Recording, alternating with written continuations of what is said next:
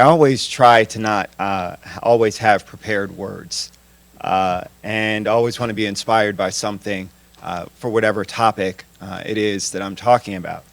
And so this morning, as I was driving in on the radio and heard about a young man, and I guess I try to consider myself still a young man, but a 40-year-old man who was, Do you all never mind. but a 40-year-old man who was killed, an unarmed man that was killed. I think about how that relates to our Constitution and the promises that are afforded to every single person in our nation, regardless of color, regardless of socioeconomic status, regardless of race or gender, their religious background, their sexual orientation. Everyone deserves the right to be an American, to be successful, to live out whatever it is their dreams are. That's what this document represents. And I think that we as a people have to remember and understand and reflect on that every single day when we have the challenges that face us. So many things that try to divide us and make it harder for us to live out the true spirit of what this document represents. This document was supposed to be a bringing together of people. And unfortunately, people are using pieces of it to try and divide us. That cannot continue. And so on a day where we honor the Constitution, I want us to honor the principles that it stands for as well. The principles of every single person in this nation being afforded the right to be successful and live out their lives. Mr. Katz. Thank you, Craig. And your words were beautiful this morning, is truly, and it says it all. But one of the things that we did, though Craig says that many times he doesn't like to have a written statement. Obviously, the Constitution is that written statement for all of us. But they did give us some fun facts to talk about the Constitution this morning. And there's several pages, and I'm going to be very kind and not read several pages. But one of the fun facts that they mentioned is when the Constitution was signed in the United States, the population was 4 million people, which surprised me. I didn't think America would be that large at that point. It is now more than 322 million, and Philadelphia was the nation's largest city with a population of about 40,000 inhabitants. The proclamation by George Washington and congressional resolution established the first National Thanksgiving Day on November 26, 1789.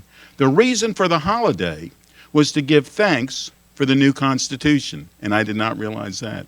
The first time the formal term, the United States of America, was used was in the Declaration of Independence. And the one that I guess if we have to have a little bit of discussion about, there was initially a question as to how to address the President. The Senate proposed that he be addressed as His Highness, the President of the United States of America, and Protector of the Liberties. Both the House of Representatives and the Senate compromised on the use of President of the United States. I think some of our current person running for the President of the United States maybe would have preferred the other term, and that's just a thought on my part. But the bottom line is, as Craig has mentioned, as we all know, the Constitution of the United States has made each of us great. My grandparents were immigrants. They came to this country looking for a better life for themselves and their grandchildren, and that's exactly what they've gotten.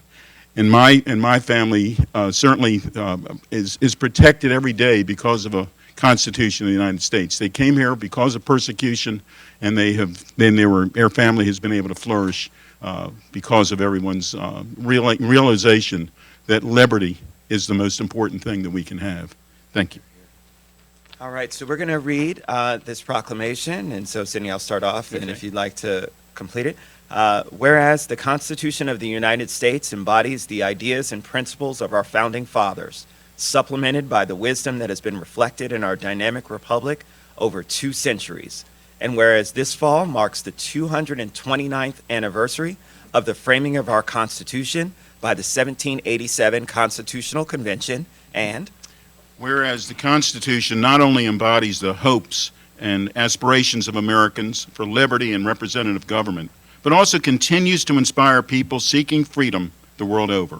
Now, therefore, it be resolved that the County Council of Montgomery County, Maryland, recognizes the 229th anniversary of the United States Constitution and urges constant vigilance of county residents in protecting our liberties and rights for generations of America still to come. It's presented today, and it's signed by our Council President, Nancy Florine. The Goshen Mills chapter, Daughters of the American Revolution, accepts this proclamation with thanks and gratitude.